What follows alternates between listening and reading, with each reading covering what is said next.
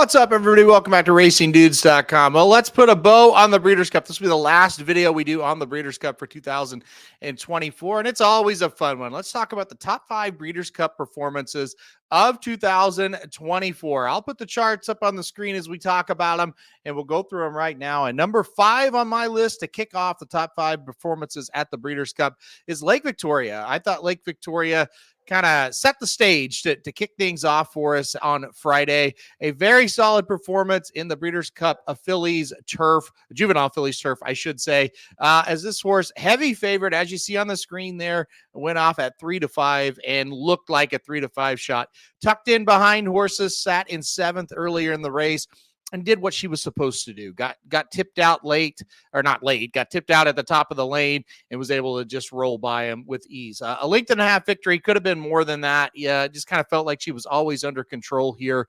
And you see just 5 lengths behind, sat the perfect trip, saved ground on the rail. You know, the one hole did not hurt this horse whatsoever. That was kind of the worry coming in. So I thought she was fantastic. So Lake Victoria, that'll be number 5 on my list. A really good way to kind of set the tone early on in the Breeders' Cup. All right, let's go now to Saturday, and let's go to number 4 on the list, Straight No Chaser for me. This is certainly one that I thought Straight No Chaser ran a tremendous race. A horse that was coming in looking very well, working out well, been running well, obviously in good form.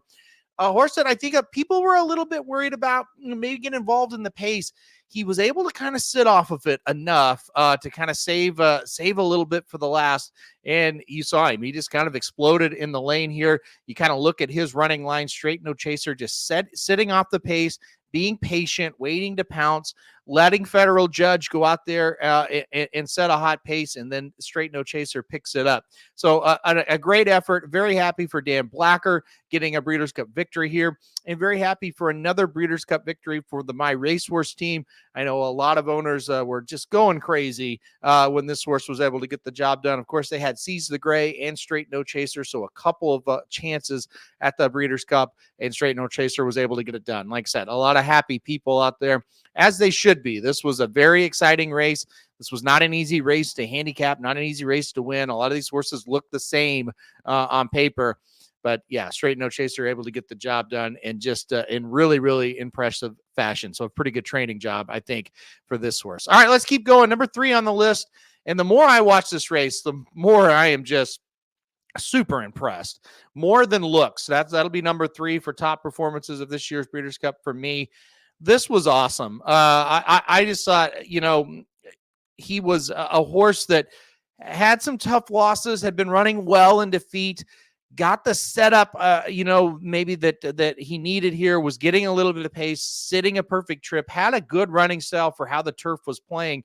But the one thing that, just as I watch it over and over and over, and the thing that I'm just so impressed by with this horse, the second place finisher, Johannes, and the third place finisher, Notable Speech, they were getting similar trips, but they were ahead of More Than Looks. And they really didn't have trouble or anything like that. They make their moves, and before you pick up More Than Looks, you pick up Johannes and Notable Speech, and you think to yourself, there's your winner. It's going to be one of those two. It really looked like Notable Speech was going to do it. But More Than Looks just finds another gear and just flies by these two horses, despite being behind them, despite having to go outside of them. I thought it was just an incredible performance by More Than Looks. If you haven't watched this race, or maybe you only watched it live, you haven't watched a replay of it, go watch it. I don't think a horse could have run any better than he did. And again, give credit to Dan Blacker with Straight No Chaser. You have to give a ton of credit to Cherie DeVoe. A Breeders' Cup win for her. And can you just say now, she just did a perfect job getting this horse to fire the biggest race of his career at the perfect time.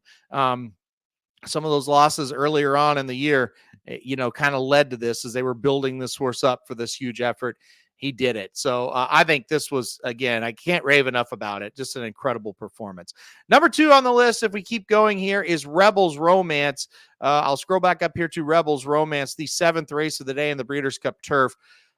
I thought he was incredible for a few reasons. Number 1, he's headstrong early, like really headstrong, throwing, wanting to go, wanting to be on the lead even. That's not his normal running style. That's not what he likes to do. So there were some anxious moments here for this horse as they went 3 turns. That first turn, as they're going to pass the wire for the first time, I was like, oh, this is going to be a disaster. Major credit to William Buick.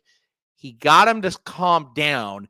He didn't really get him in the position that he wanted to as far as like middle of the pack, but he got him to quit throwing his head around, and he got him to at least settle. He was closer than to the pace than what you wanted. He was third, only behind by a length and a half, and at one point he was right up on the lead, and I'm like, oh boy, what a disaster this is going to be. But anyway, he at least got him to calm down, settle down a little bit. Don't throw your head. I'm going to let you be here where I don't really want you to be, but at least you're calm.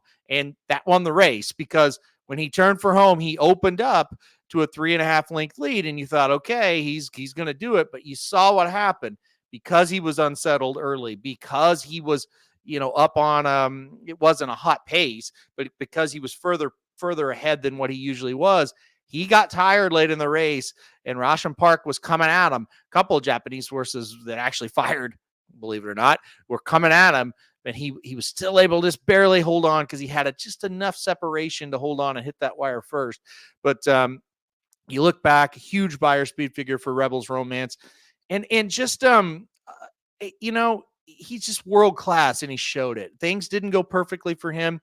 He didn't behave quite how you wanted to earlier in the race. But man, when it came time, he separated, and then boom, he got the job done. Another thing to note, the turf course was not friendly to speed all week long. This horse was not on the lead, but he was close to it, and he was able to hold on and win. So brilliant performance. Loved it out of Rebels Romance. And really, when Rebels Romance and More Than Looks, with both of them, when you go back and you actually watch these replays over and over, it's just awesome. It's just awesome to see what those two horses did. But you have to give the number one performance of the day to the horse that ran the biggest race of the day and the biggest race of the season each and every year here in the United States, and that is Sierra Leone winning the Breeders' Cup Classic. Who would have thought a horse that was running second in the Jim Dandy, third in the Travers Stakes, third in the Belmont Stakes, non-threatening races, never really thought he was going to win any of those at any point, does come back and win the biggest race of the season in the Breeders' Cup Classic. Couple of things. He finally got pace. He finally got a race where he got a lot of pace.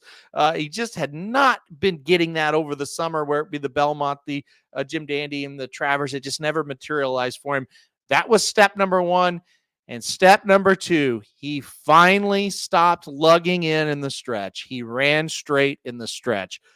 Two big factors, because even if he gets pace, if he gets up there towards the front and he starts lugging in again, it's still, he's probably not going to win the race, right? But he finally got rid of his problems, his issues, and he's able to get up and get the job done and beat Fierceness. It was a perfect storm, good setup, horse getting better. We kind of talked about it leading up to it. We couldn't pick him to win in this race because he's just been beaten too many times. And, we probably couldn't see a pace getting set like that, 22 and change, 44 and change to the half, going a mile and a quarter. Holy shit, right? But anyway, at the end of the day, though, hard things to see happening. But you could see him getting better. His buyer speed figures were getting better, or time form, or whatever you look at it. He was improving, just couldn't quite get there over the summer.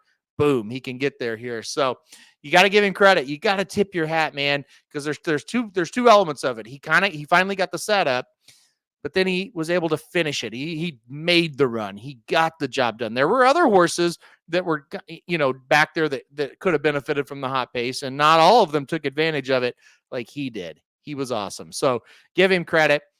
Sierra Leone, he's my number one Breeders' Cup performance this year. I thought the Classic was a fantastic race. It was Sierra Leone and Fierceness. Fierceness battled back, and it looked like it might get close, but he just was too close to a hot pace. That's what happens sometimes to speed horses. It never materialized all year long for Sierra Leone, but it finally did. And wouldn't you know it, in the biggest spot of them all, the pace finally materializes, and Sierra Leone gets the job done. All right, let's recap it. Number 5, Lake Victoria. Number 4, Straight No Chaser. Number 3, More Than Looks. Number 2, Rebels Romance. And once again, number 1, Sierra Leone. All right, that'll do it for this video. that'll do it for our coverage of the 2024 Breeders' Cup. At least we'll have a couple live shows probably that kind of recap it a little bit more. But for our coverage on the regular videos, that will do it. Thanks everybody for joining us, not only for this video but throughout the Breeders' Cup. If you're new to the channel and you don't know, we are here 365 days a year. So just because the Breeders' Cup's over, that doesn't mean you have to leave the channel or anything like that, because we cover racing no matter what, how big, how small. We're here. We're going to cover it. So stay tuned for a lot more of that. All right, guys, thanks everybody for watching this video, and we'll see you for the next one.